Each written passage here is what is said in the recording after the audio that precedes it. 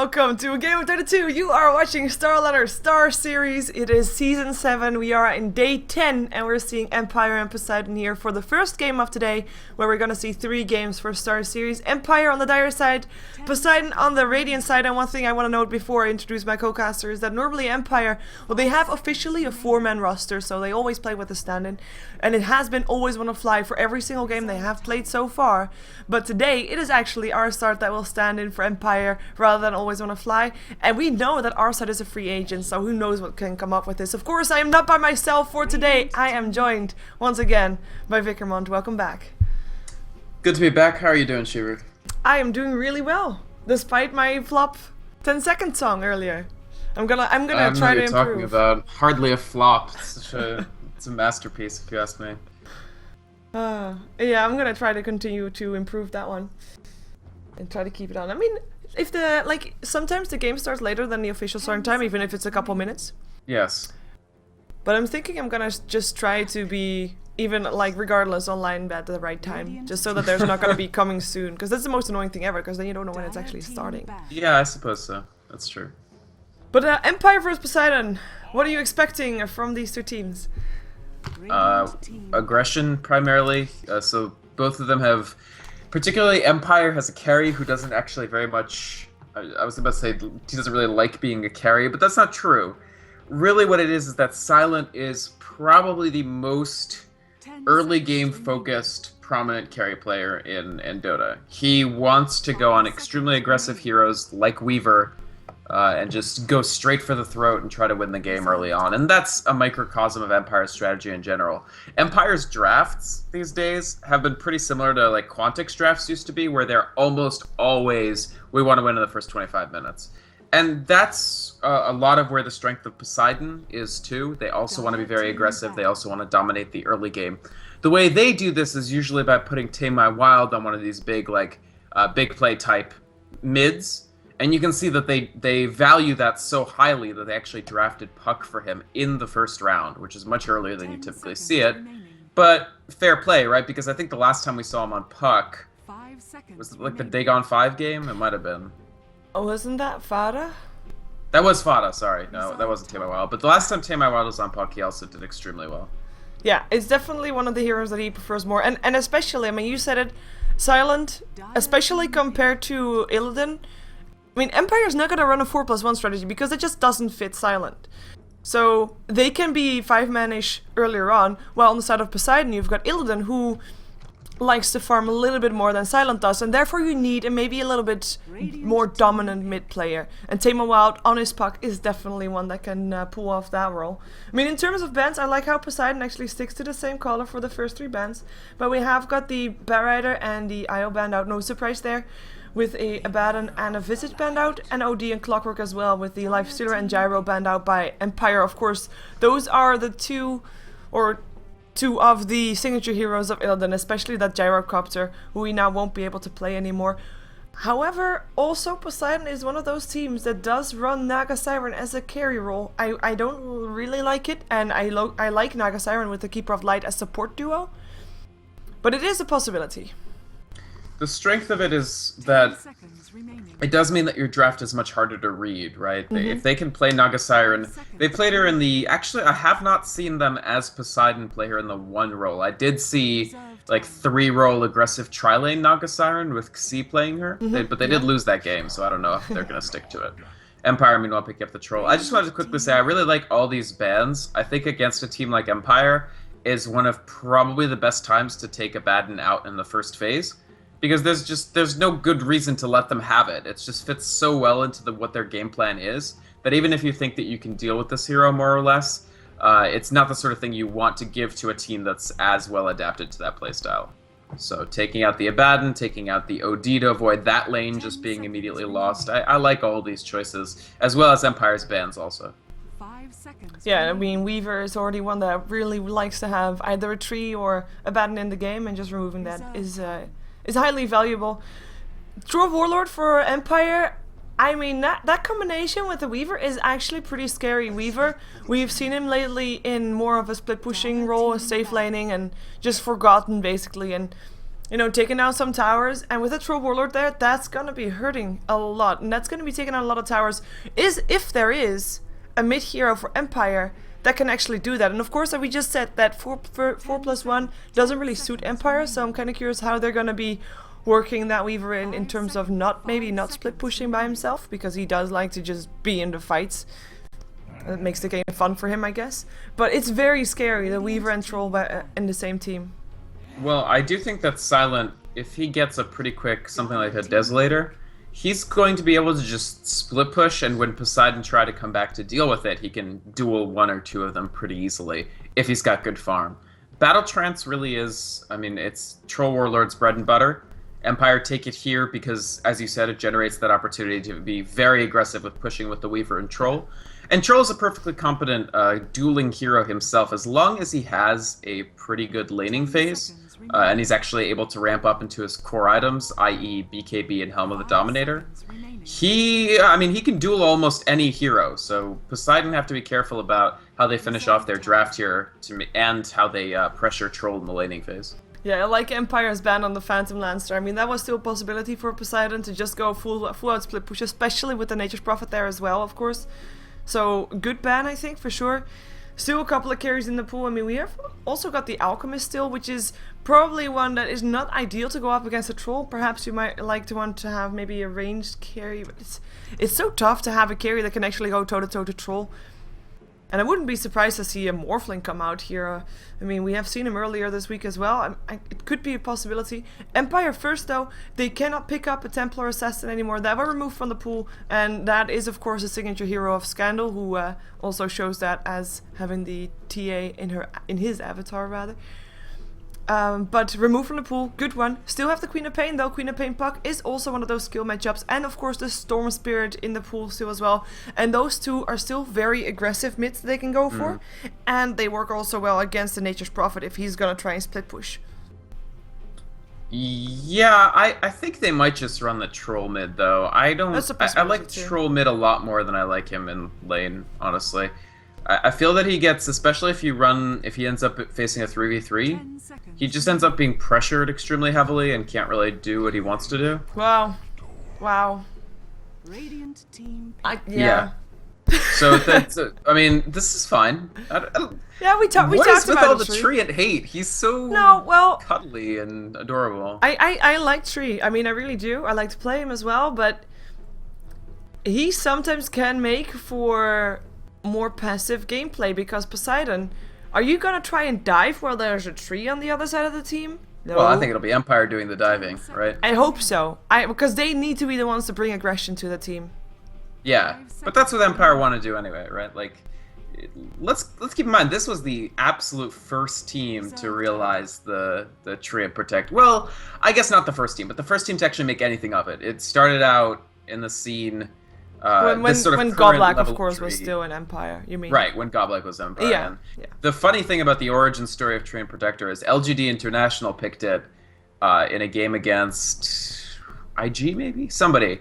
And it failed miserably. And the anecdote shared by Blow Your Brain, who was on Empire at the time, was Godlike saw that game that morning and was like, I need to do this combo that they just failed with. And Empire did it later, like the same day or the next day, and they succeeded with it.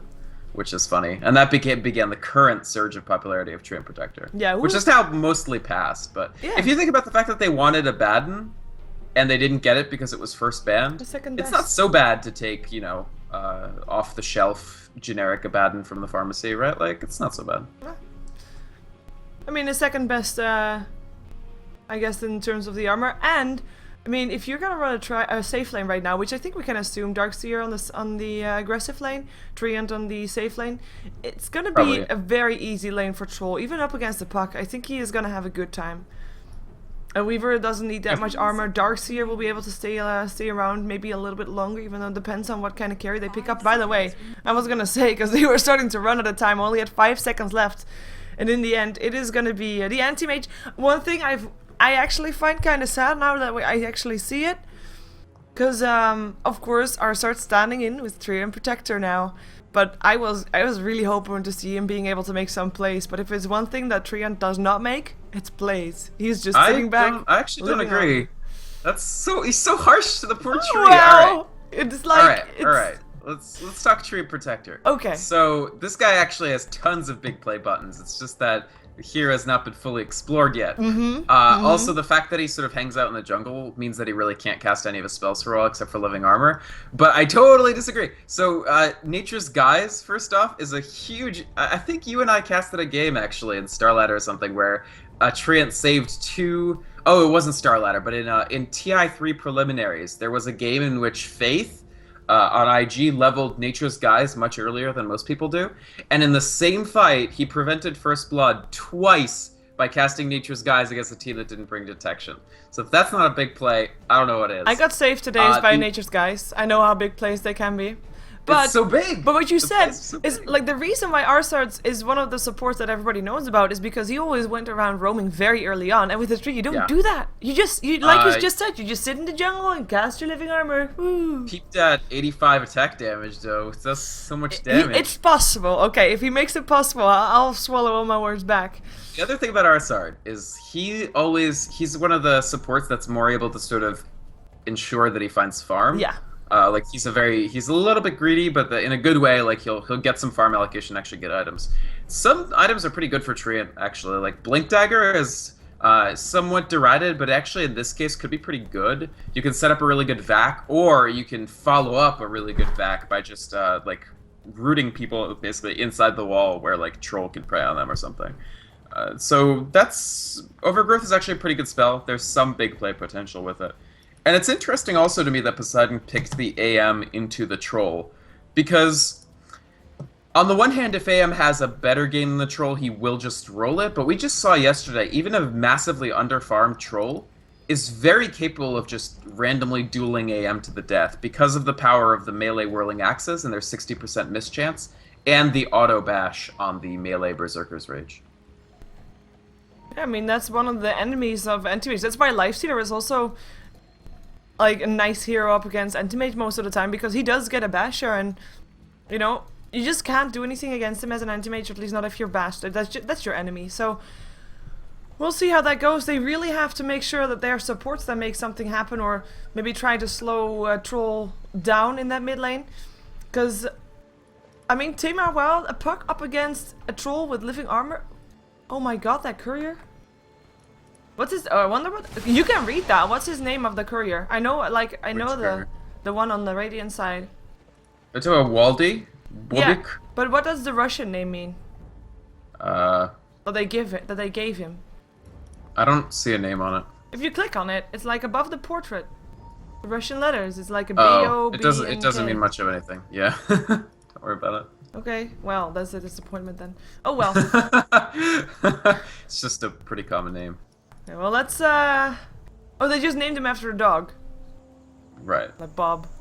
Okay, let's call him Bob. Okay, so couriers aside, Poseidon on the Radiant side, we're gonna have Tamar Wild playing the puck, no surprise there. He got pulled heavily, by the way, Sakura giving him a self and a tango, and of course went for a null talisman then. Yeah, typical lately, but still. For puck specifically, yeah. Yeah. Because he already has good base damage, and you can just get it to the point where you can oppress the lane a little bit. So it's a good move, but it's usually what teams do. You can see that actually Empire knew that as well, and so they've given the poor man's to Scandal to start out with. This is really important. Yeah. Also pulled. We've got Illidan taken on the Anti-Mage, or 8-10, or Airman, or Illidan Stormrage, however you want to call him. He is playing the Anti-Mage and he's waiting for the rune. We're gonna have Joptim or Medved playing the Naga Siren. Sakura, the Swedish stand-in, who is still standing in for Elite, who is either on holiday or no longer in the team. We actually don't really know at the moment, but he'll play the Keeper of the Light, and on the offlane it will be Xi on his Nature's Prophet, so he'll be making his way top. He has picked up a Bacillus and he's been pulled to Clarity, so he'll try to stand on the lane, but I think at some point he might actually rotate into the jungle depending on how tough of a lane he's gonna have, even though they can't really kill him, I think, because they only have two, because it is 2-1-2 lanes coming up from Empire, who I'll leave to be introduced by you. Sure. And this is quite interesting. I mean, the return of 2-1-2 rears its head once again. Although I do think that eventually Vanscore will rotate away from here. But it might be very nice to at least maybe try to secure First Blood actually on JOTM. No, he's too deep under. But this will be nice to guarantee Mag is level 2, whereas if you're stuck at level 1, you can just get completely zoned out of the lane. So Vanskor on the Bane, currently tooling around the jungle, doing some warding to block the camps. Then in the bottom lane, it's Mag on the Darkseer. In the mid, it'll be Scandal piloting up the Troll Warlord, going to go up against Tama Wild's Puck. And in the top lane, Arsart on the Treant, the much maligned Treant Protector. And Silent will be on probably his... I think it has to be his best carry hero, which is the Weaver. It's definitely what they had the most success with on Quantic. Yeah. I agree. Of course, it's also one of those carries that can, as you said during the draft, can just be aggressive very early on, which is something that he really loves to be. As we have got indeed Empire, they're trying to make the push more difficult for Poseidon, but because they have and Riptide and Illuminate, they can actually clear out the waves themselves quite easily. So it's not that easy to actually steal farm from those people. As there we see the Riptide getting it, and Mag actually getting harassed quite a bit for that. He has got 4 tangos still though, and it pops himself now as well. So he's pretty decked on regen. Where are you expecting the first blood in this case? This game? That's a good question. Probably in the mid.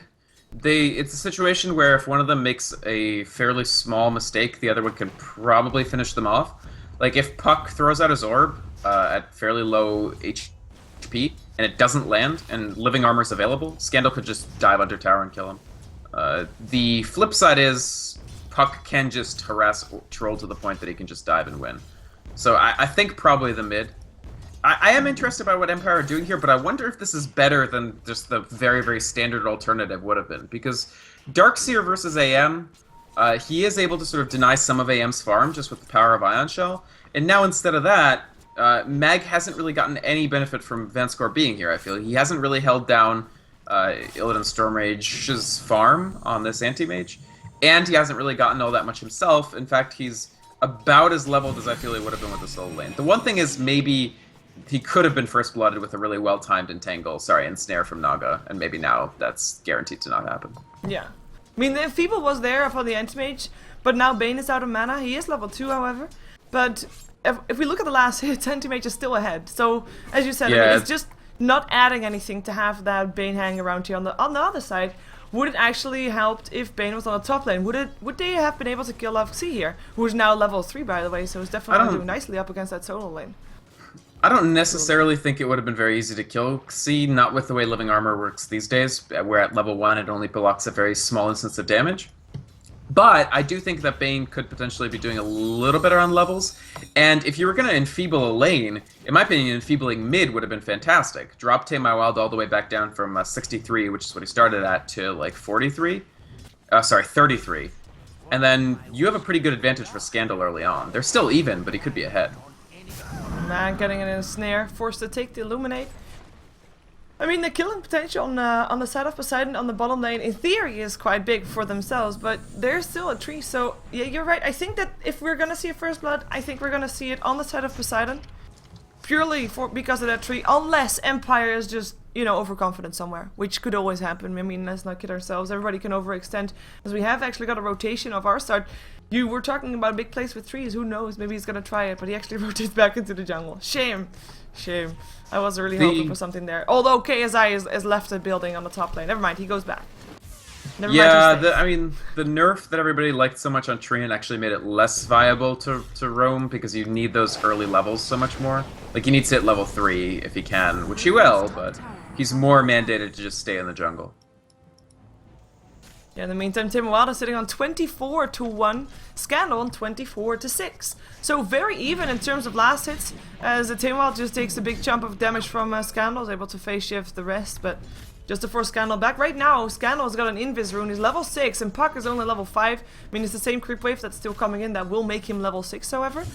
But Scandal's doing a little bit better in terms of regen, having still his bottle in full, while Puck only has got 1 charge left, no stick charges, and there's still a Salve, an Invis rune, full bottle, and a Tango in the hands of the Troll. So I'm curious, maybe we're gonna see Scandal getting a kill here first, but first Vanskor getting put inside and then snare, but puts a Nightmare up on Illidan, and again, the bottom lane is safe for Empire. Yeah, I mean, there's certainly, with this dual lane preventing, for instance, a tower push. And I guess a first blood would have been possible if there weren't the 2 people to sort of buttress this lane.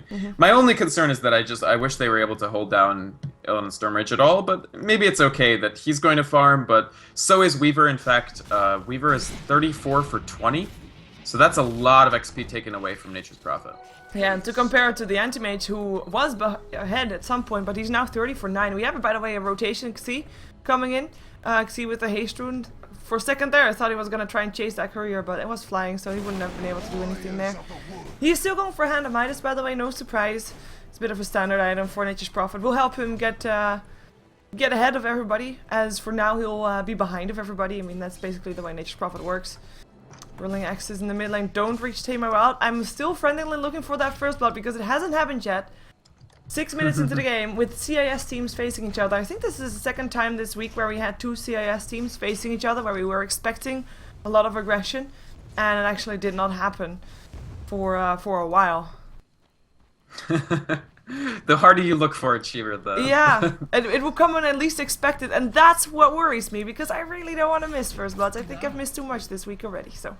Oh, well, maybe it just won't happen this game. It'll end in a 0-0 push fest. They have Anti-Mage, so one team has Anti-Mage Nature's Prophet, and the other team has Troll Weaver. You know, I so would actually love to see a game that has just 0-0 and ends the game. That would be a first one.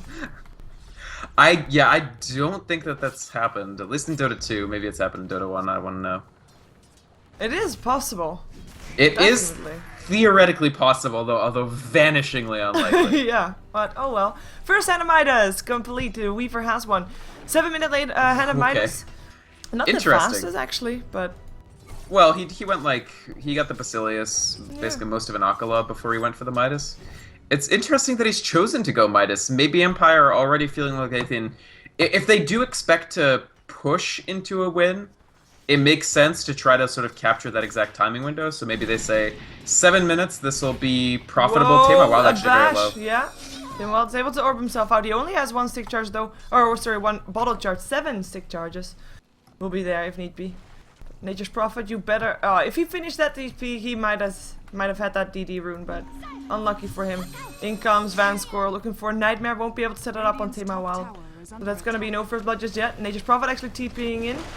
I was thinking he is gonna try and take over some of the farm of the Puck, but Puck actually ferried over a Salve to him, so he won't have to leave the lane for now. And talking about leaving the lane, Darkseer left the lane. He is in the jungle right now, and that's why we saw Vance go mid, because he was on his way top. Tower goes down to the top lane, and Berserker's Rage helping with that one. Thing about Mag decamping to the jungle here is he was behind where you'd want a Darkseer to be, doing absolutely fine on levels. Like, he wasn't zoned out of the level area. He's going... Oh, okay. Whoa! Whoa. So this is going to be... First of all, this might be Bone 7 new super genius innovating with builds like he did with Armlet Clockwork. So maybe this is just a Bone 7 shout out. But it feels like this is a very considered strategy from Empire, because this is now their second Midas of the game on non-traditional Midas heroes. But sorry, what I was saying was Darkseer was actually way behind on items relative to where you'd want to be, just because he wasn't getting the last hits that you'd expect him to have not that much trouble with against Anti-Mage, because they were pretty effectively zoning him out, even with the presence of the Bane. However, Midas will help him catch up on XP and gold in a jiffy. Yeah, I'm curious to see if we're gonna see more Animiduses. Damn right. Midas troll. Yep, make it happen. Attack speed's good for him. Helps him bash. He did pick up his face boots next to his Poor Man's Shield, so that's quite nice for him. Tame Wild so far has finished up his Dreads, and there's the Midas complete for the Darkseer, who's well, now that he is starting to jungle, he can. I mean, it's actually quite fair. I mean, Nature's Prophet, for example, also does this. Is on the off lane. If it doesn't work out on the off lane, he'll go into the jungle. He'll get himself a Midas, as he just picked himself that one up, and he'll get ahead later on in the game. And that's something that right now Empire can do also with our Darkseer. I mean, there is some logic to it, especially since the start of the game that Mag had. As you said, levels were okay, gold not that much. Right. Yeah, I think so far Empire are probably pretty happy with what's going on in this game. I mean, Weaver is farming just as quickly as Anti-Mage is. Obviously, after Battle Fury, this will change somewhat, but perhaps Empire have this sort of timing in mind. For instance, Anti-Mage after Battle Fury but before Manta is A, extremely predictable, because you know what he's going to be doing for the next 5 minutes or so, and B, he's really not just a very effective fighter at that point. And there's really one main target for Mana Void here, and it's Darkseer, and you can try to be careful about that and not get hit. In fact, in the past few days, we've sort of seen the difference between like Darkseer playing safe against AM and Darkseer playing dangerously. Like there was a game yesterday in which AM was just constantly man avoiding for like 1,000,000,000,000 points on Darkseer, but that's avoidable, like depending on how you play. Yeah, that was a pretty good anti-mage game. Actually, no, it wasn't. Was it? Did he lose? I think he lost. No, wasn't that the game where he was like just insanely dominant? Wasn't it the Maybe game not. where the mana void didn't do anything anymore at the end? Or did we see both of those? We saw quite a couple. We saw a lot of anti-mage games. Yeah. We saw 3 anti-mage games. Confused. And now this is another one. So yeah, I think this guy's in fashion now. He's a little less vulnerable to getting tri-laned against than Alchemist is sometimes. Like, we've seen Alchemist just sort of strike out against an aggressive tri-lane where you're forced to go spray and concoction, and unless your supports just win the lane for you, you end up way behind on farm to where an Alchemist wants to be. So that, I think that's part of why the fashion for the Alchemist is kind of dissipated after TI3, a tournament where he was one of the defining heroes. Yeah, we have Silent having a bit of a roam around. He's missing a little bit of farm because of it, but he thought maybe he could get himself a kill on the Keeper of the Light. He saw him there, but Sakura playing it very safe. I mean, with the first blood still on the board, we are 12 minutes into this game without a first blood having fallen, and it's... She got this Bane build. Bane 3-1-1. So legit. So Vanscore is basically doing a 1v1 lane against Anti-Mage now, and he's just annoying him with this Enfeeble. And actually having a max Enfeeble will be pretty great this game, because even if Anti-Mage joins, put that rank 4 Enfeeble on him, even after Battle Fury, he'll have next to no damage. You can completely ignore this guy. And they don't have that much damage other than him, besides... I mean, all their other damage is a huge amount of burst from Puck, but you could just focus the Puck and not worry about anybody else. Yeah, and otherwise you have to wait for a little bit in the later game when Xi is able to make something more happen. Xi is starting to catch up. He is on par with the Darkseer right now, as Tema Wild actually with the haste rune might be trying to do something here. No, not the Warlock access of cooldown. No, never mind.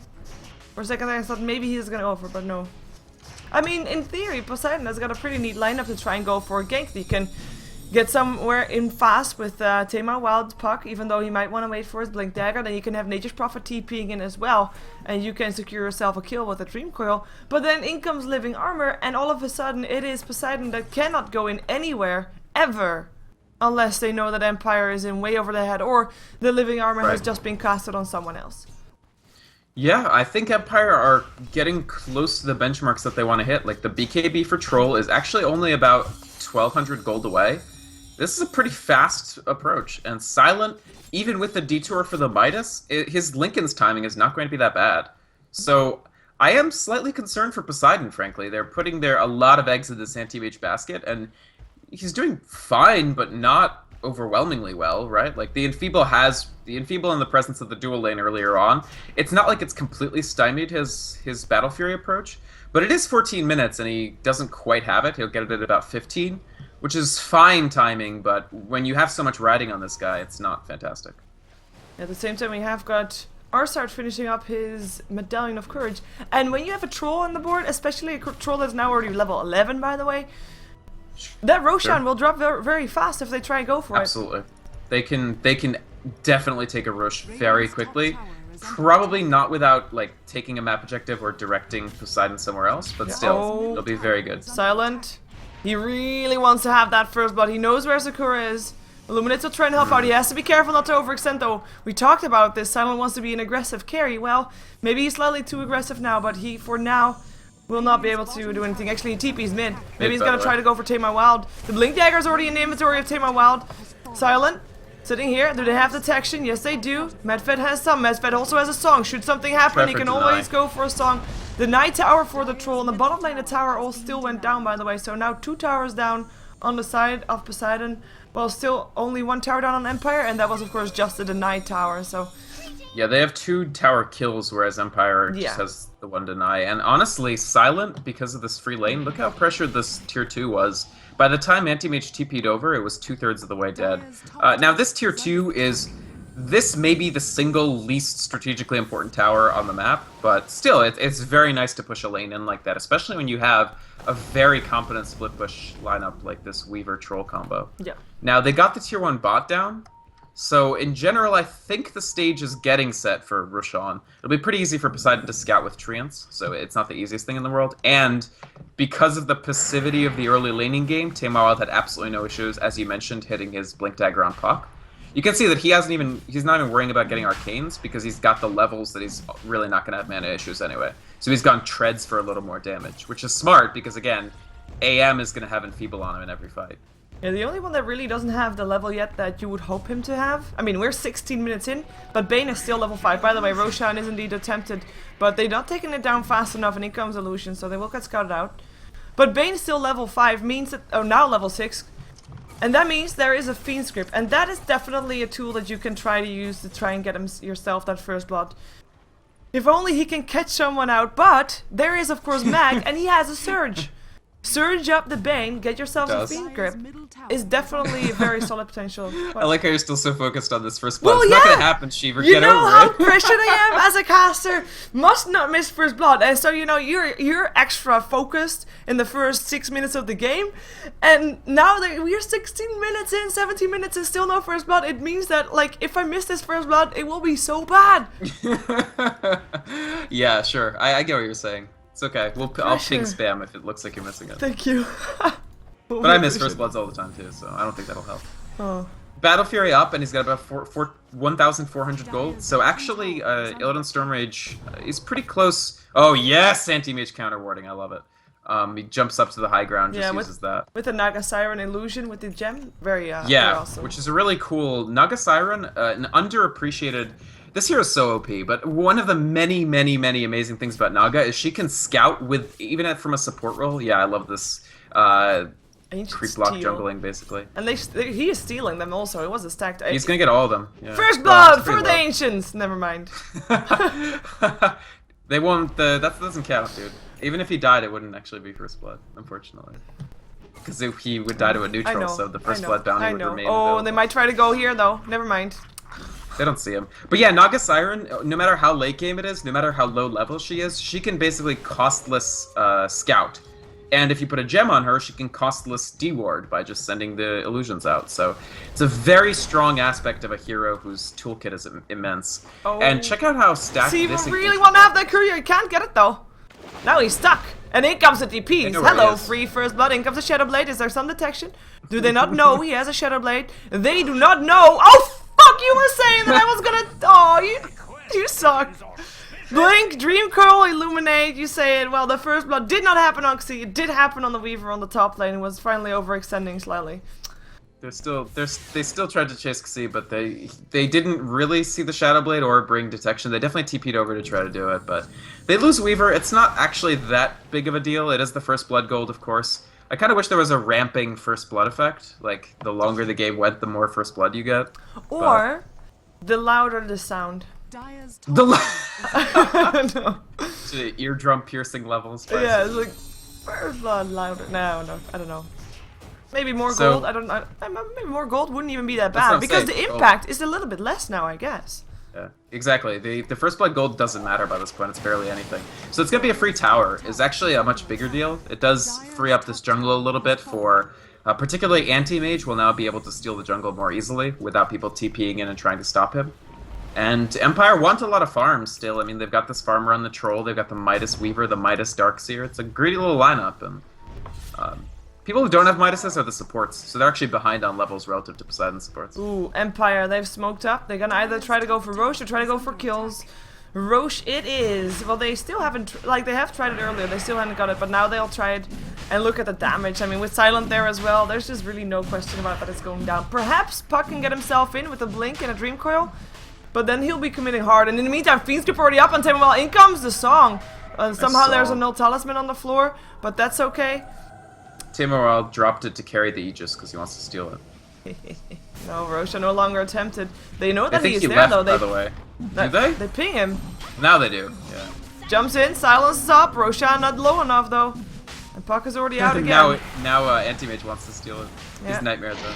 Sitting in a Nightmare, can't get a Troll with the Aegis, and now they try to go for something. Overgrowth Sakura tries to TP himself out, but Vacuum cancels that. Blinding Light doesn't matter. 1 for 1 right now, the kill score. BKB popped by Scandal. And everybody else of Poseidon is already scattered, so that means that Puck is back on the bottom lane together with Xi, trying to make something happen with the push. We have Anti-Mage farming inside the Dire jungle, and we have got Medved trying to farm up some neutrals as well, perhaps, or perhaps even stacking them for the Anti-Mage. Yeah, I mean, the thing is, even with the Aegis, basically they have to use this Aegis to do some pushing, I feel. They're still a tier 1 tower up. They really need to take some of these map objectives.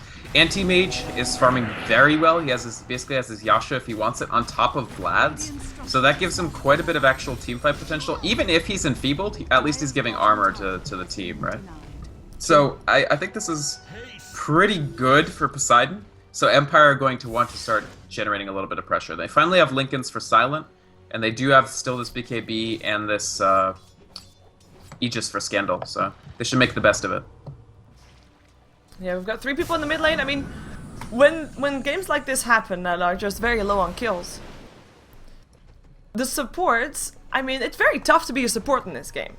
Because either you get gold from towers or you get gold from being near kills, or accidentally getting a last hit from a kill, that is. But now you have, like in the case of Poseidon, you have to give your farm to the Anti-Mage, to the Nature's Prophet, to the Puck. So as a support you don't get anything. And on the side of Empire, we have Weaver, we have the Darkseer definitely needs some farm as well, even though he has his mechanism. And of course the Troll needs some farm as well. So being a support in this game is really tough, because in theory you're getting less overall, so you're getting even more behind than a support normally would in a game where there's more fighting going on. Sure.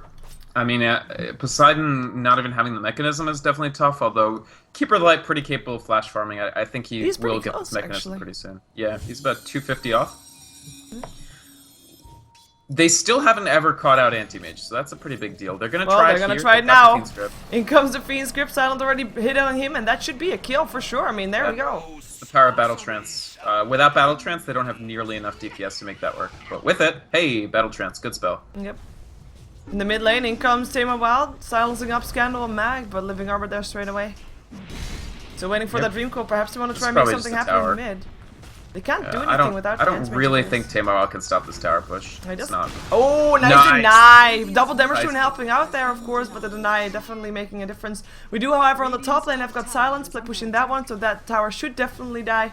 Maybe a deny coming out from Medved, but I think he's going to be too late for that one. Living Armor actually helping out there as well as the Berserker's Rage, so yeah. They take down the first tier 2 of the game. Yeah, so Nature's Prophet Anti-Mage is this like really big split pushy etc lineup, but it actually doesn't split push faster than a lineup with a Troll in it. Just because Troll really is insanely good at pushing. See? Oh, Sentry goes down, they see him! Nightmare there as well, in comes Silent, and that should be doing the damage. And that's gonna be one Darkseer with an extra kill on the board. And actually Nature's Prophet buys back, needs to be on the... Well, needs to be trying to help his Puck, but Puck already dead. The Stone comes in too late. Xi comes still in from the sideline. They will be able to take these down. Should be able to take them down. Sprout helping out. In comes the Berserker's Rage. So Scandal goes for Xi. Xi dies for the second time within a short period of time. Arslan getting the last hit. Scandal still trying to get some revenge for his tree that went down. Tama Wild, he bought back, is back in this as well. Scandal will end up dying, but perhaps he'll take someone else with him. Aegis falls. And the rest of Poseidon, they do not want to fight him anymore. I mean, that was a brilliant fight, and Scandal actually continues to chase, wants to really go for the Troll. Nice Dream Coil though, that should be enough, or not. Nice vacuum! Nice. The Darkseer wall there as well. Tama Wild, he should be able to get himself away, he does. Now in comes Scandal, gets Surge, Fiend's Grip up on Puck. Puck will go down again after buying back. That's 2 heroes dead after buying back for Poseidon. And they are lucky that it's still so low level, or at least so early in the game, because right now Nature's Prophet is almost back up again, but otherwise that would have been Rax. That just cost them a tremendous amount of gold and the cooldowns, and all they got from it was an Aegis. I mean, sure, they killed Tree and Protector, but actually, maybe the tier 2 tower? This is a very nice backdoor by Airman. I love that he headed here rather than just back to base or something. Yeah, he's going to take the tier 2. Yeah, for it's going to get denied, but it's still pretty decent. I mean, it allows Nature's Prophet to... Oh, yeah, that's fine. It allows Nature's Prophet to split push more. Oh my god! Did he blink in and still get it? How did he still get it? Because he's amazing. So the Keeper of the Light recall was on him. In the last second of the recall, he blinks, gets the last hit. Bane Nightmares him, but Nightmare doesn't deal damage until a second after it's cast. So the Keeper of the Light recall still went off, because Airman blinked with less than a second left on it, knowing that they probably wouldn't be able to deal damage to him there. So he gets the last hit. That's Big Really plays. high level play. That was really neat. And that's Manta, by the way, right now instead of having to wait for another minute for it. Oh, that's pretty good. And look at his net worth. It's actually, I mean, of course, because he is anti-mage and because he can flash farm, his net worth is actually close to that of the Weaver with the Hand of Midas. And we have the gold graph sitting 5k in favor of Empire after a previous fight. No surprise there. Experience graph, same story. It was very even for both of those up until that point.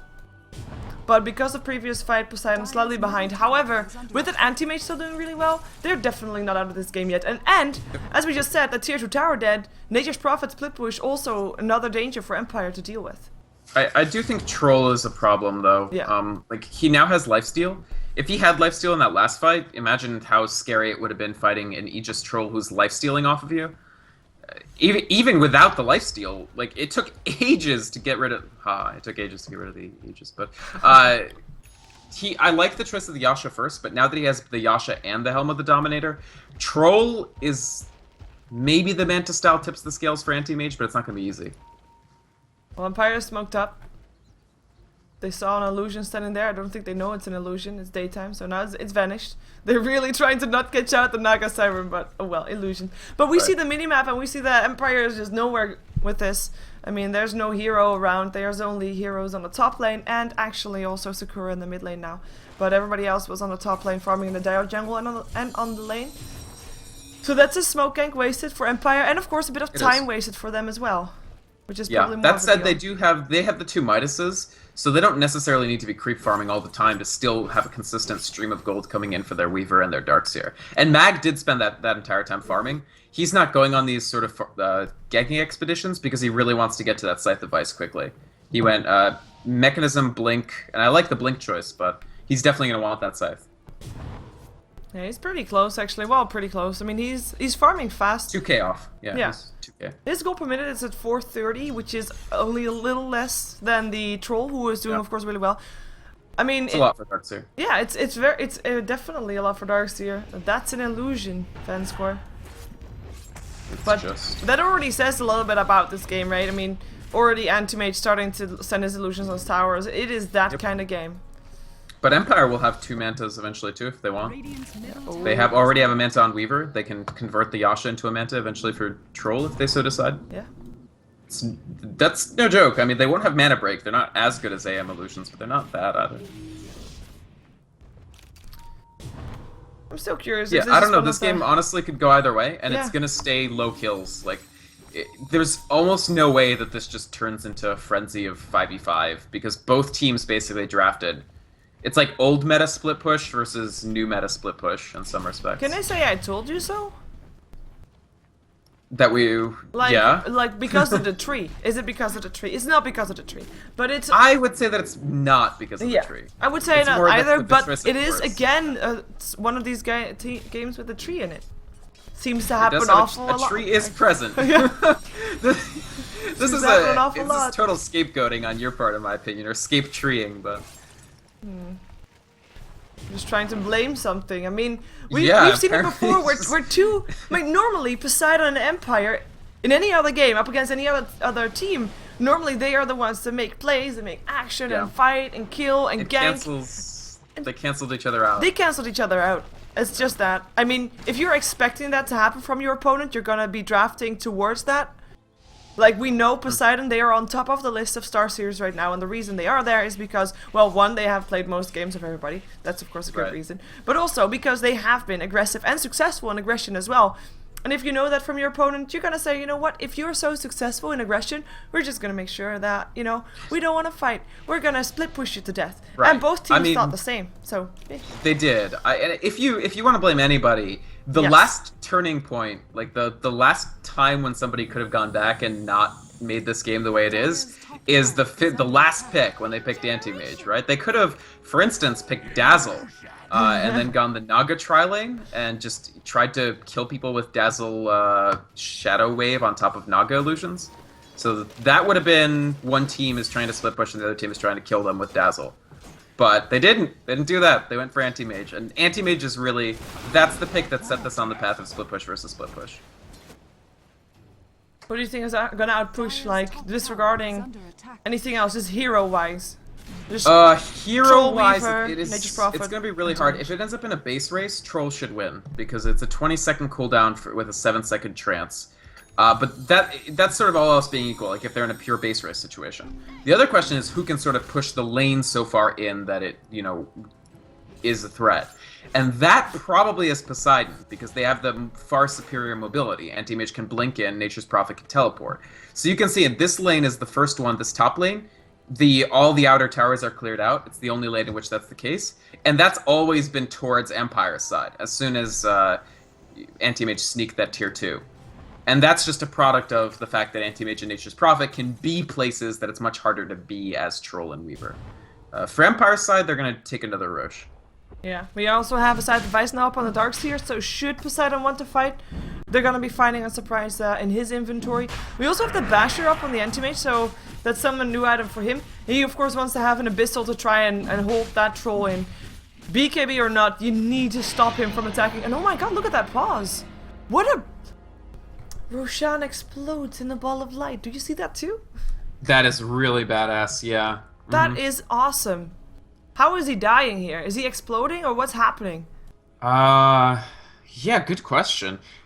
I don't know, it does look like he's sort of going supernova, right? Yeah. Speaking of supernova, people should check out the Sino Supernova Cup. It's pretty cool. Cool games. New Chinese teams.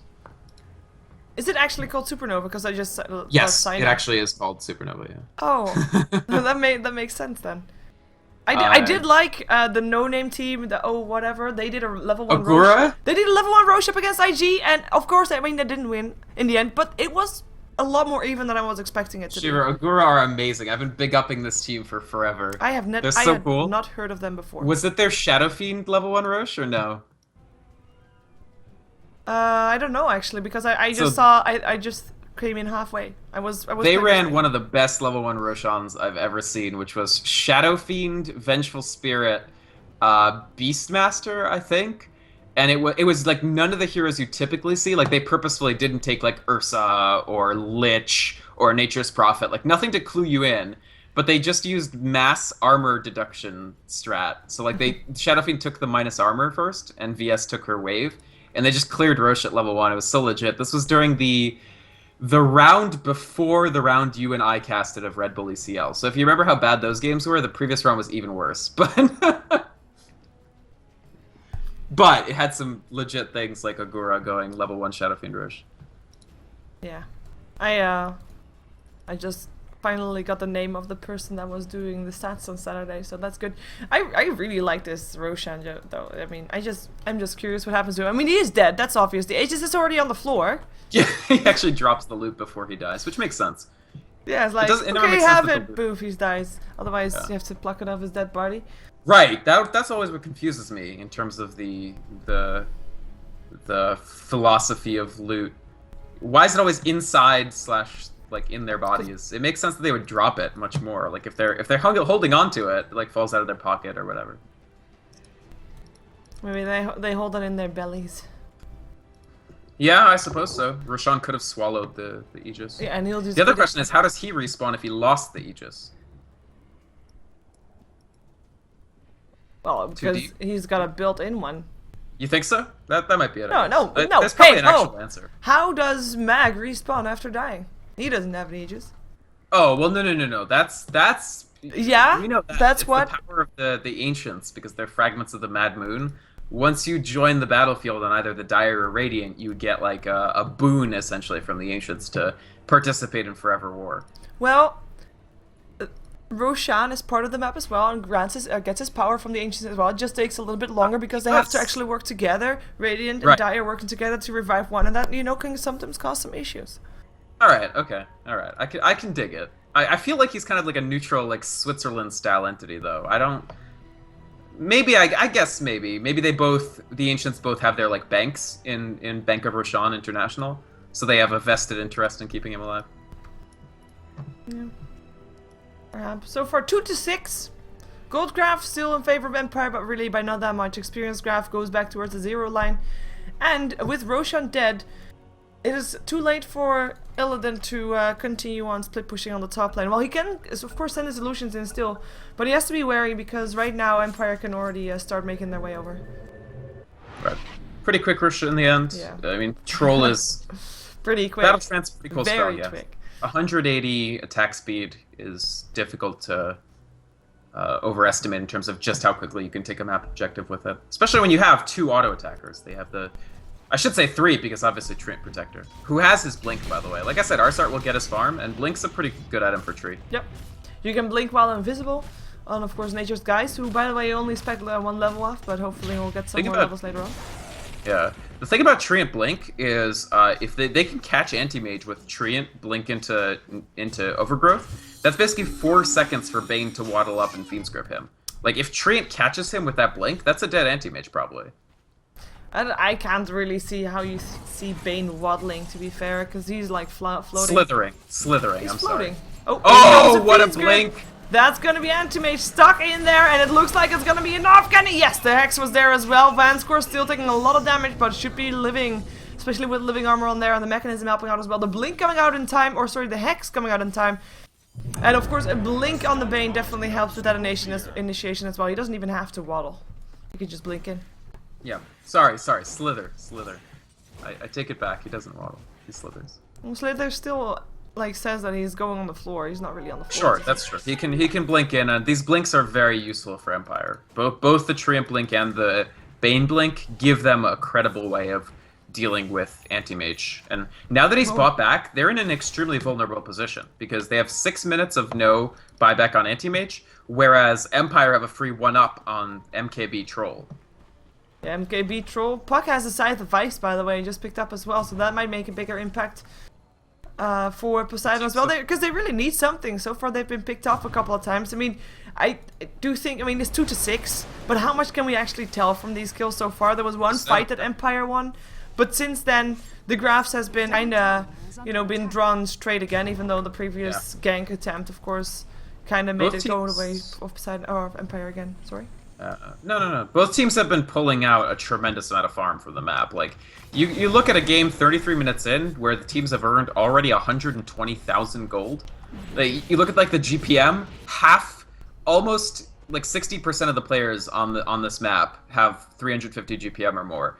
That's a lot of crap that they've farmed up, and usually, like, even if you get this much gold, there's this big gold sink in the form of you die a bunch.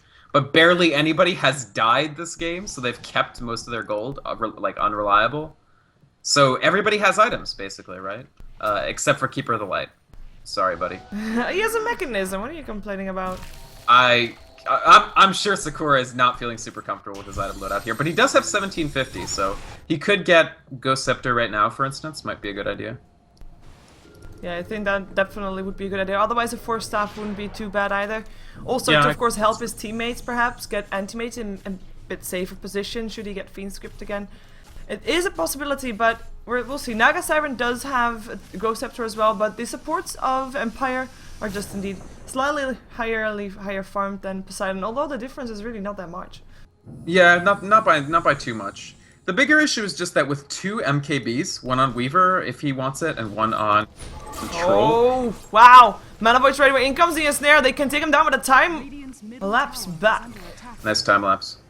And actually, will Empire... Oh, nice Illuminate. Totally scouted the comeback. Oh, here we go. Yeah, now the rest of Poseidon is already backing off. They only will see some illusions here. I'm kind of surprised that Puck really was so trigger happy on his Scythe of Ice, knowing that Silent has a Linken's.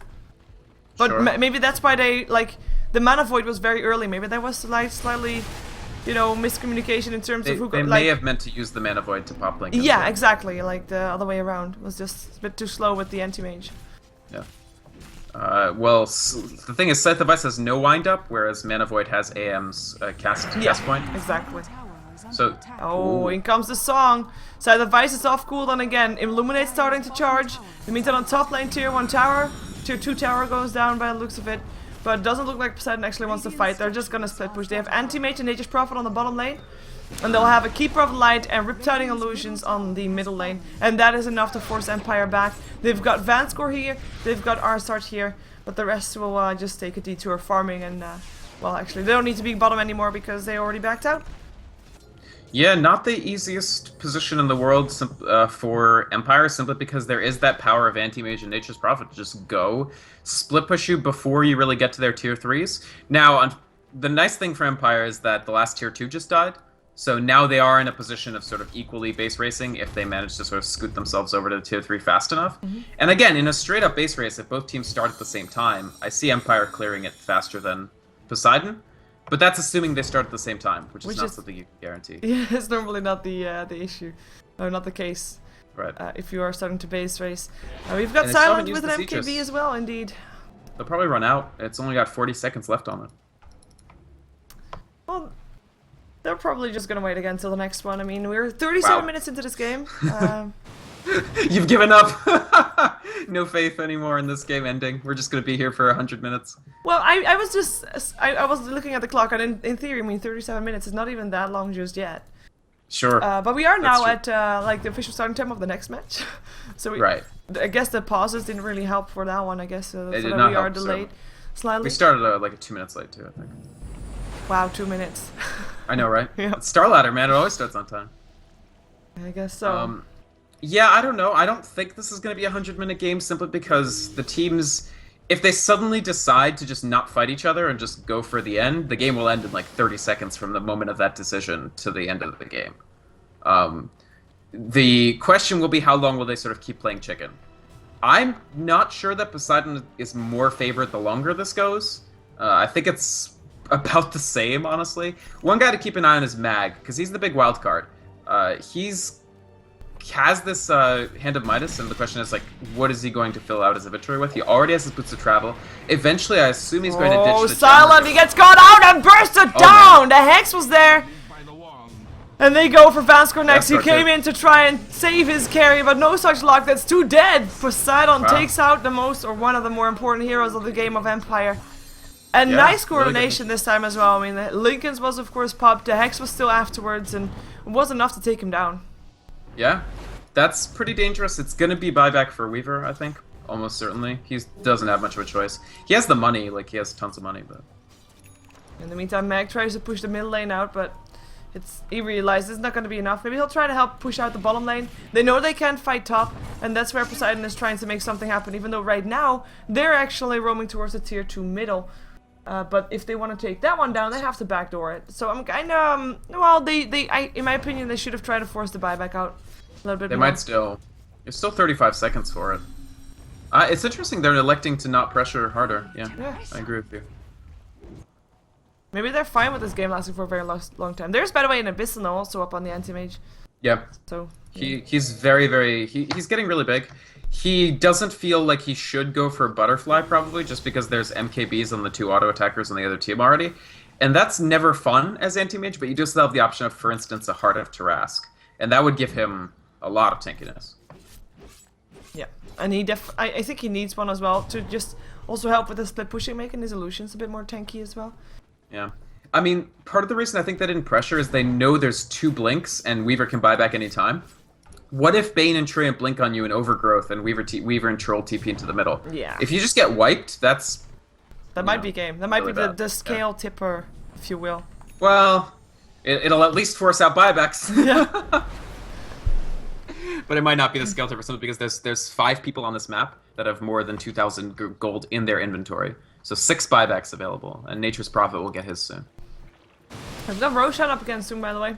Only a minute to go. Might be a reason for Empire to try and make something happen. They have got the courier with the smoke sitting in there around their ancient spot, so perhaps they want to try and just create some space. I mean, even if they don't find anything, they can rotate into Roche afterwards. Yeah. But we'll see. So far, there's only one ward up near the Roche pit, which is a Radiant one. And Poseidon, actually, it's a very awkward one. Normally, I prefer to have it like there or there, just to see more, because right now they can't really see this way. Yeah, but the thing is, if you want to plant it here, you have to be on low ground, and if you want to plant it here, you have to like way out. So maybe they just don't feel like it would be safe at all. Mag, by the way, probably dies. Yes. Yep. X, Dream nice Coiled, and Gem picked up. Oh, Silent has an inventory slot first. Nobody dropping items fast enough, and maybe Tame Out. He goes down. Silent, too much damage coming out. In comes a song, but it's too late. And they can't initiate either. Yotima will get called back by the Coddle. But oh my god, that was I mean, that's not a worthy trade for Poseidon. Not especially worthy, I agree. Especially because Team My Wild actually has very little compared to the other core heroes on both teams. Yeah. His net worth is down to about 12k. The next lowest player, Mag, is at 18k. Of course, Mag has had a Midas since forever ago, but... And the thing about Puck also is, for a lot of Puck's item development, he relies on participation in teamfights, Yeah. which... Has this game and had a team fight? One on the top lane. The one that yes, Empire won. there was, but even that was 1v4, right? Silent versus Scandal versus World. Well, everybody just basically that. And they didn't get a kill; they just got his Aegis. They got no money from. But Scandal got kills. Yeah, that's true. He got kills. Silent with the Aegis, because that's gonna be well, that's gonna be him having that one for now. Troll didn't really need it anymore. Scandal. Cheese on Scandal. I actually like the Aegis better for Silent because of the ability, like, if they catch him out again, he still has a pretty good shot of, like, making it away just by the power of Shikachi. Yeah, I've got the ward that was placed for by Empire near the Roshan already cleared again, but anyway, now that the Roshan is gone, I don't think they really care all that much anymore. Well, what do you think will happen next? Well, I'm gonna go out on a limb and say that both teams are going to farm their core heroes. No, but seriously, that's probably what's gonna happen. The thing is, they do actually want a little more for Puck. You can see that he's picked up Ghost Scepter, but Team My Wild is almost being pigeonholed into like a support role Scythe of Ice / Silent spot here, and I'm not sure it's gonna be enough if this goes any longer. Also, Empire, even with the Aegis, are still playing very cagely and defensively because they're afraid of that split push potential. So the flip side of that is there's really not an opportunity to backdoor their Raxes. So I'm not actually sure who's going to blink first. It might actually be Poseidon trying to put a little more pressure on something because Anti-Mage doesn't have that much more room to grow. This is the point at which he starts replacing items rather than adding items, and replacing items is less of a power differential. Yeah, perhaps he'll still be able to pick up some Boots of Travel. Even though right now he's not carrying TP scrolls anyway, so why Boots of Travel, you'd ask? Maybe he can sell the Vlads and put the Vlads on the Naga Siren or something like that. But she doesn't have enough farm to actually try and make that at a reasonable timing, I think. Naga Siren, by the way, not dying yet. I guess that's not that hard, considering there's only like 13 kills in this game. And Naga Siren, actually Naga Siren and Troll are the only two that hasn't died yet this game. Haven't. Yeah, everybody else has a whopping, what is it, 1 death? 1 or 2 or 3 even if you're the Puck. Which 3? Is what are you doing? Team feeder Wild. here. Jeez. Yeah, almost half the kills of Empire. Yeah. Yeah. I do like the Naga Siren 001 solid support record. I mean, JOTM has done really well. Of course, it is Naga Siren, so if she's a hero, it's easy to do well on. But he has a good loadout. I like the blink. Definitely lets you do all sorts of stupid Song of the Siren tricks. He's been really close to saving Tame My Wild like twice, and if he had a blink dagger either of those times, he would have been able to do it. So this will really give them more margin for error. Poseidon are still the more mobile team, simply by virtue of having Anti-Mage, having Nature's Prophet, and that's never going to change. Like, there's never a point at which Empire will suddenly grow, like, wings on their heroes. The main thing they'll get is Boots of Travel. Yeah. Oh, Anti-Mage. Ah, tried to blink, but get a Hex. I'm not sure why he stood still there. Fiend's Grip already got interrupted by another Hex coming off from the Puck, who tried to help out. BKBs get turned out and Tame Them Wild lets them rot, and yeah, they get out. Wow, that was just awkward. I was looking at Illidan, it's like, okay, what's he doing? He's standing still. I think he was shopping. He must have been shopping as Keeper of the Light goes down because Weaver was still finding him. Oh, and someone else gets found here. See, Hex is up, Bane. Silence is up, Mag. Tries to go for the Bane. It comes Silent, though. And Bracep, see, the Mana Void comes in. Hello, Anti-Mage. And down goes the Bane. But they pay for that. Buyback for the Nature's Prophet. There goes the Anti-Mage down. Hexed up and killed. Tame My Wild trying to get himself out. Silent still in the chase. In comes Scandal. In comes the slow. It is Naga Siren that they want. The Dream Crow comes in to try and help out. But the Naga Siren that's yet been unkilled will get killed. Triple kill for Silence. Instant smoke up for Empire. And this could be their moment. This could be their high ground even. No Illuminates. Well, there's one big problem with that, which is that Nature's Prophet... What is Tame My Wild doing right now? Oh, he's going to try to catch the Courier. He's fighting the Courier. Courier is hanging still. Anyway, they can't split push. The lanes are too far in. So Empire will actually put a tremendous amount of pressure on them here. Look, it's a gem. And Tame My Wild doesn't see it because it's nighttime. Right. Yeah. Anyway, do or die time for Poseidon, right? Bane gets the gem back. Look at how fast this freaking thing drops. This Troll Warlord, such a good hero. Yeah, it's Rax. They take the first set of Rax, I think. Yeah, Keeper of Light is back MKB again. doesn't care. But in comes Anti-Mage, in comes Table Out, in comes the Overgrowth as well, though, but Troll already dead. Abyssal used for that. Arsart able to get himself away with the Ghost Scepter. Down goes the Aegis. I think he just didn't realize how fast he would go down with that mana point there helping out. We have Silent back up alive. Time lapse already used. He tries to run for it. They see him not because they don't have a gem anymore, so he'll get away. Wow. And so they do in the end Rax them. Mag? Oh. Mag actually good the one choice, to actually. cancel the TP indeed. No, it was smart. It was really smart. He needs to surge. He's good. He's fine. And nighttime, so they run the wrong way. Yep. That nighttime really makes such a difference for everything right now. Without nighttime, Weaver wouldn't have been able to get away, or at least he would have been spotted which way he went. Darkseer would have been spotted in the way he went, and Puck would have been able to pick up the Gem of True Sight, in which case he would have been able to see the Weaver all the time anyway. Yeah. Yeah, no, definitely. Nighttime is in fact the right time. And the thing is, Poseidon, they finally got caught a break at the end of that just by killing off Troll, but can they even force his buyback? They probably can, I feel. Because they're down to Rax now. This is starting to get a little grim for them. Yeah, they have to try and make their anti-mage work for them. It's so close, but I think he will have to buy back. 15 seconds. In comes the fortification. Silence still doing a lot of damage as well, though. Troll or no troll? Yeah, they can't quite do it. The Weaver is too strong. They have too good abilities. The other thing is Blinding Light, which is typically a tremendously effective ability at every stage of the game, is almost useless here because the two people you most want to blind both have MKB, so they won't miss even with the Blinding Light on them. So like he landed a good Blinding Light in that Rax engagement, and they were just like, okay.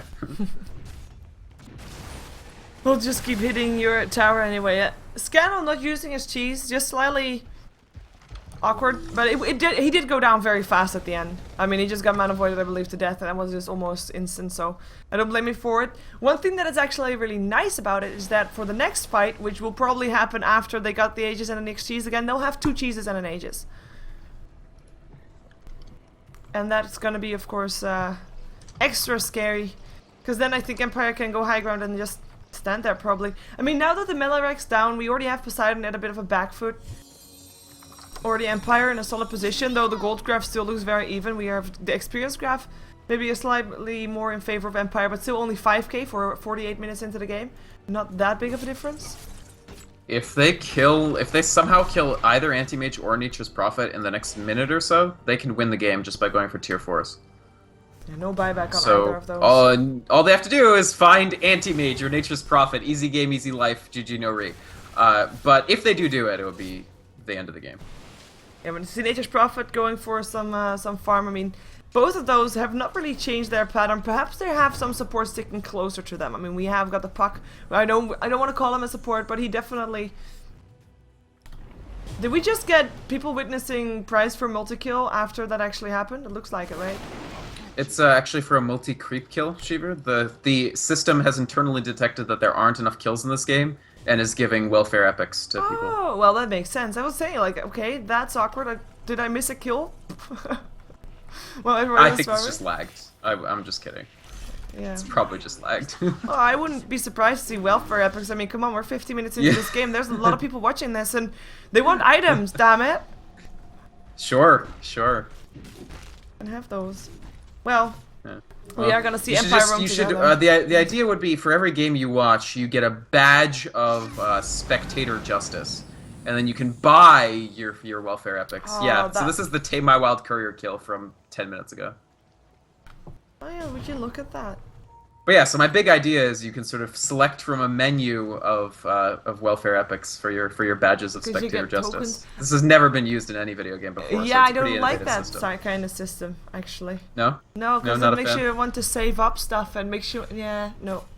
Alright, well, we can discuss this later, I guess. Actually, there really is nothing else to discuss. No, there actually is a lot. So Weaver Heart is a really good pickup here.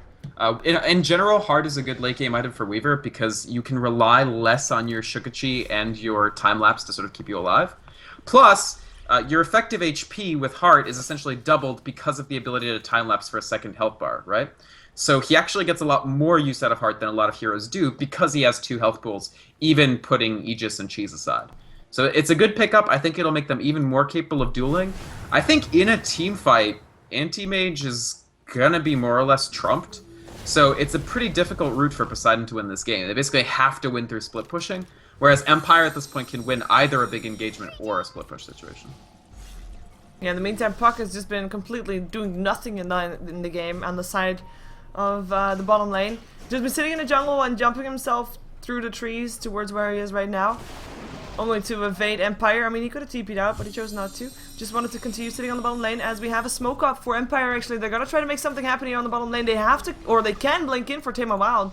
They're gonna try, actually. Blink forward. In comes the Hex. Timo Wild with the target. Vacuum back in. That's gonna be one puck already dead. In comes the song, but it is too late. Medved TPs himself out. Shouts to teammates to do the same thing as we have Anti-Mage split pushing on the top lane, but Song slightly too late coming off from Medved there. Yeah. Or did he only He keeps just trying, but it's not quite happening. And unfortunately, the Illidan Stormage completely unable to deal damage to the tower because the creep wave was a little too far back. So he did some hits, but it didn't do anything to the tower, really. You think Anti-Mage can kill Bane? Ooh, Bane blinks himself away. Yeah, I think he can. Vanscar has to be really careful here. He doesn't have enough mana to do Feed's Grip. Yeah, they have to send somebody back. Yeah, they send Darcia back, but Roshan already... Look at that. The cheese on the floor, because Scandal wants the Aegis. And they say, you know what, Silent? You take both cheeses, because they stack. Awesome. 2 cheeses. Good times. Yeah, I don't know. I feel like Empire, the Midases clearly were pretty prescient. They knew that this game had a very likely capacity to go long. And they were like, if this game goes long, how do we stop the persistent threat of an Anti-Mage Nature's Prophet split pushing? Well, let's farm up so many heroes that any of them can credibly stop the push or endanger Anti-Mage. And that's worked, because Anti-Mage just... You see that even with a full inventory, and he's had a full inventory for a very long time, Anti-Mage just doesn't have the confidence to just go wherever he wants in this game. Yeah, even Bane, I mean, he blinks in, but as soon as he gets enfeebled and he realizes they might try to do something back, he's out of there. I mean, this is not the anti-mage that we sometimes see farming in games. It's like, okay, you know what, anti-fun, done farming, and game is over. No, this is an anti-mage that is done farming. He's got 4... He actually just bought something. Wait a second. What did he buy? You know how heroes, if they have abilities on cooldown and you keep trying to queue those abilities, they get steadily angrier at you? Yeah. I feel like this anti-mage is just like, I have finished farming. And then 10 minutes later, I have finished farming! Yeah, the game can end, people! No, he actually got the Lincolns complete right now, so he sold his Vlads, and he took a Lincolns. I think this is a very good choice, because him getting locked out, I mean, there's a lot of things that can pop the Lincolns on Empire side, don't get me wrong, there's Hexes, there's Fiend's Grips, there's all kinds of stuff. But if you just get that really extra second to blink yourself away, it's so important. Actually, Lincoln's is great. It also gives him stats. So it's got 15 to all stats, and he needs his illusions to be very beefy since they're his primary split pushing tool. So I think the Lincoln's pick is really strong. The only issue is, like, this anti-mage is simply... He's not as big as Weaver or Troll are growing to be. Like, look at how much damage Troll does. What, 380? And then he also has auto bash. So anti-mage deals, I mean, somewhat similar, but that's just one hero. Like, there's Troll and then there's Weaver on top of it. Whereas Nature's Prophet... He just doesn't have that late game carry potential as much. And certainly Puck, who still has nothing on top of Ghost Scepter and Scythe. Yeah, and definitely the Scythe is nice, but it's more utility item right now. We already have BKB turned on by Mag and by Illidan. Illidan blinks himself away, as does Tame Wild.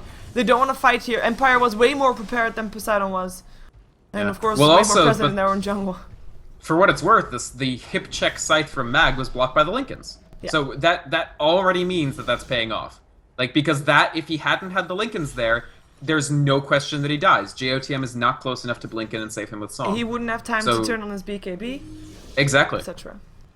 We have, by the way, the refresher up on Mag, though, so it's Hex, Refresher, Hex, or 2 Darkseer Walls, of course, which is pretty neat as well. 2 Walls is a really big deal, too. Yeah, Refresher is a good pickup here, much better than Ags would have been.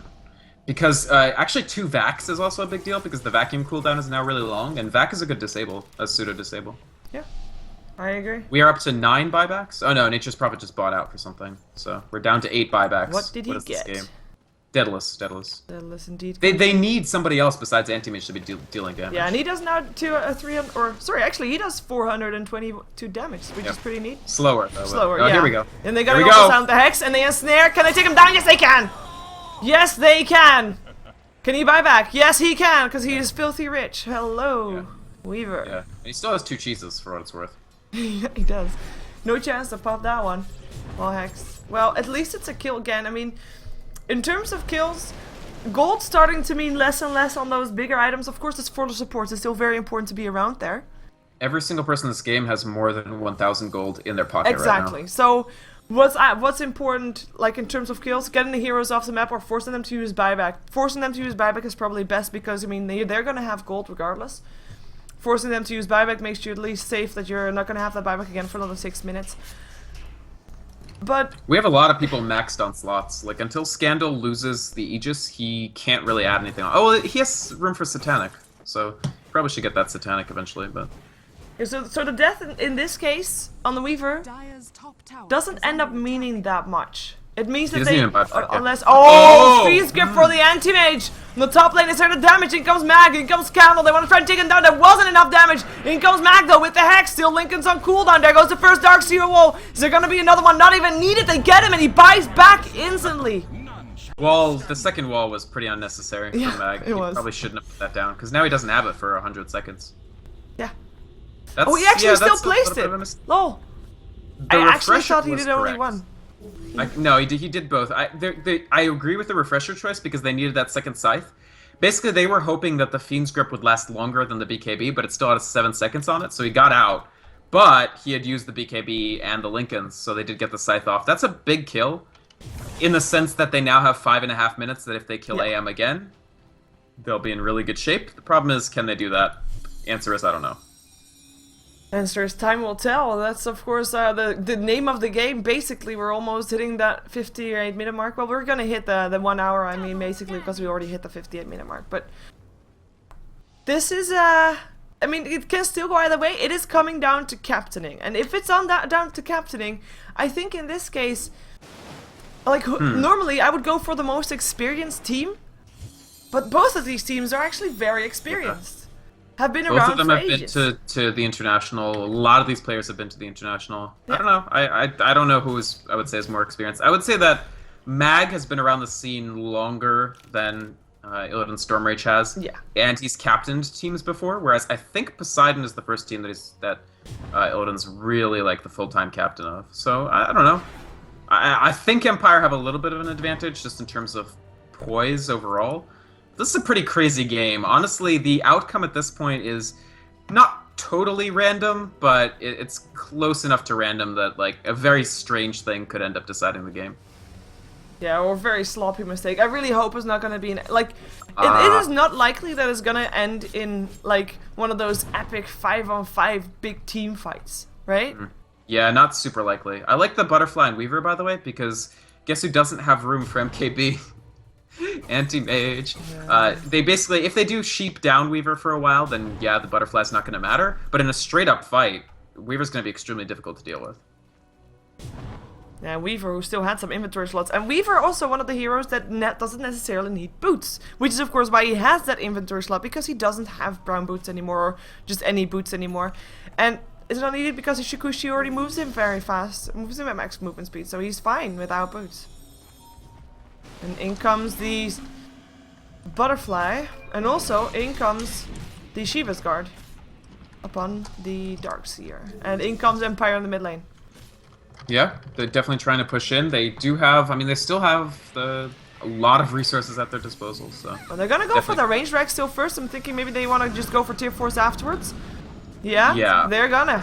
In comes Anti-Mage though. Oh, look at the damage! Has to already turn on his BKB. Runs himself to base. In comes a Song. Songing up Silent.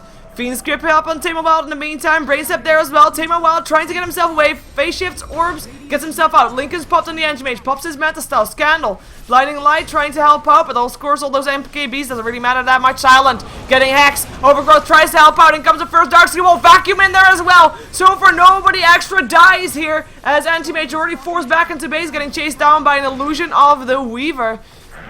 And they're gonna try to go for again. Actually, Silent, so much damage taken, and he ends up going down. It's the first one that drops buyback for the Nature's Prophet as he dies as well. And down goes the tier 4, and now Empire. Mana Void still on the Bane. He goes down. In comes the Abyssal. Up on Scandal. Locked in position. Double kill for Illidan. Looking for the next one. Looking for Mag, who had himself mana leaked. Now on the way out. Now on the run. Can he make it out? No. Illidan says. No, they say. They get themselves another kill. Darkseer drops.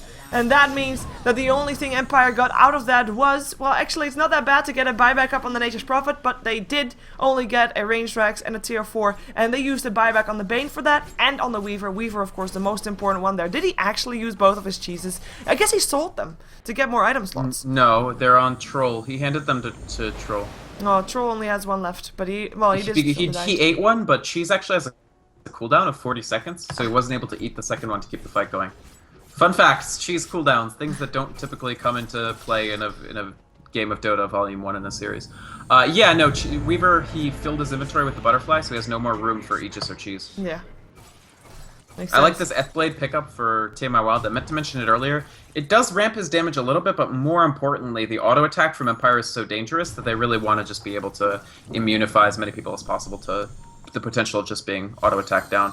So yeah, I would say an unsuccessful fight for Empire overall. Costs them 3 buybacks to the 1 of Poseidon. Yep. They get a tier 4, which actually is not insignificant, because if they go for it again, you'll have a Naked Ancient, right? Yep. And that's the thought. In the meantime, I think a very important Scandal item didn't have to buy back, by the way. That's a big deal too. True. One important item that I think that Poseidon now is ready, I mean, they have an Assault Cuirass, which is the first one in the game. 62 minutes Assault Cuirass.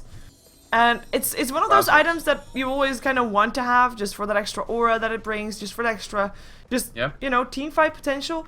And I think it's going to be helping out a lot here, especially up against the Weaver. I mean, he of course has got the Swarm to try and eat some armor away from the teams, but that Assault Cuirass will definitely help out. I think it's time to it's time to put Cuirass on Treant Protector so he can finally fulfill his destiny of being a carry. I wouldn't be surprised if he actually goes for it. It would be really nice for them to have their own Assault Cuirass. Yeah, well, Aegis will go to the Troll as he puts the cheese in the base. Roshan goes the way of Empire again, as we already have Poseidon sitting on the top lane looking to push in on the tier 3. Again, BKB, Manta style, he really wants to have this. There is still fortification up. Illidan blinks himself away. His BKB now down to 4 seconds, I believe. Yep, there we go. But they don't want to. He's gonna just make a new one though. There's no reason not to just. Yeah. He's gonna do the Mushi thing, in my opinion, where he just leaves BKBs in his stash. Well, you can't sell them, so. Yeah, I just mean you make new ones and put them in your stash so that you can use the 4-second one and then put it in the stash, trade it with the 10-second one.